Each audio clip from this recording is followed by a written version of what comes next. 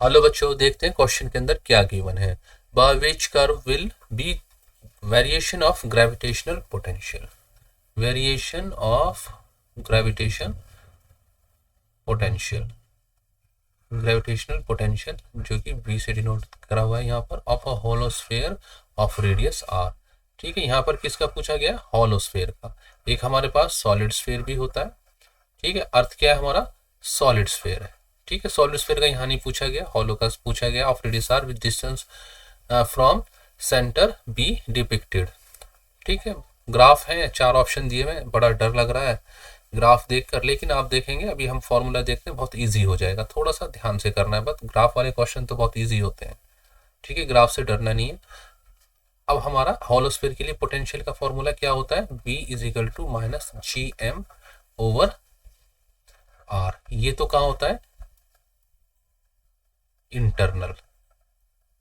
ठीक है, अंदर के लिए होगा, और ये V minus G M over R, ये क्या होगा? एक्सटर्नल।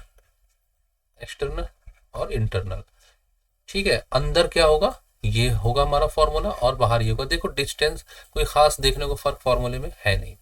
अगर हम देखें, ये इंटरनल होगा और ये क्या होगा? कांस्टेंट होगा। कांस्टेंट कैसे होगा? आर हमारा कांस्टेंट है, ठीक है, एम कांस्टेंट है और जी भी कांस्टेंट है। तो ये हमारी क्या होगा? कांस्टेंट होगा, फिक्स वैल्यू होगी। ठीक है, ये वैल्यू चेंज नहीं करेगी। अगर इस बात को देखें हम, तो देखते हैं ये ए ऑप्शन देखते हैं। ए ऑप्शन क्या है? 0 से आर तक पॉजिटिव वैल्यू ऑफ वी दिखा रहा है। देखो ये तो पहले ही गलत हो गया, हमारा वी तो नेगेटिव में है और वी यहाँ पर पॉजिटिव। 0 से ऊपर क्या है? पॉजिटिव वैल्यू, तो ये वी पॉजिटिव दिखा रहा है, इस वजह से ये हमारा गलत हो गया। ठीक है, ए ऑप्शन तो हमारा यहीं पर गलत हो गया। अच्छा, बी ऑप्शन की बात करते हैं हम। 0 से लेके आर तक, ठीक है ना, at the centre of hollow sphere क्या दिखा रहा है? जो हमारा पोटेंशियल दिखा रहा है, ये 0 दिखा रहा है। अगर हम आर 0 पर देखें तो पोटेंशियल 0 है। यहाँ पर दोनों ही चीजें हमारी, ये दोनों चीजें इस पॉइंट पर हम देखते हैं। v इजिकल टू 0 है, r इजिकल टू 0।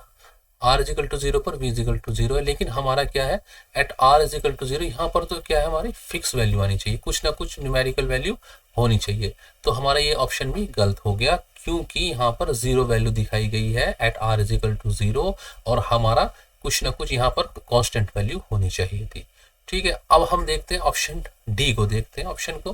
तो 0 से r तक इन्होंने क्या दिखा रखा? कुछ वैल्यू है ही नहीं यहाँ पर, लेकिन हमारी तो कुछ ना कुछ वैल्यू है।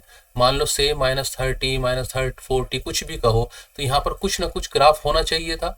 ठीक है, लेकिन यहाँ पर इन्होंने कहा है r से नीचे इन्होंने कुछ नहीं दिखाया, मतलब 0 दिखाया, ऐसा हमारा नहीं है। तो ये ऑप्शन भी गलत हो गया। अब ऑप्शन सी पर हम जाते हैं, तो एट ओ से लेके आर तक हमारी वैल्यू कांस्टेंट है, और यही हमने यहाँ पर देखा था।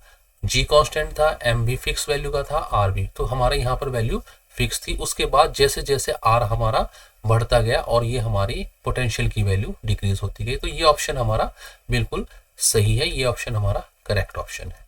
तो option C is correct. I hope बच्चों आपको समझ में आ गया होगा। Good luck, good bye.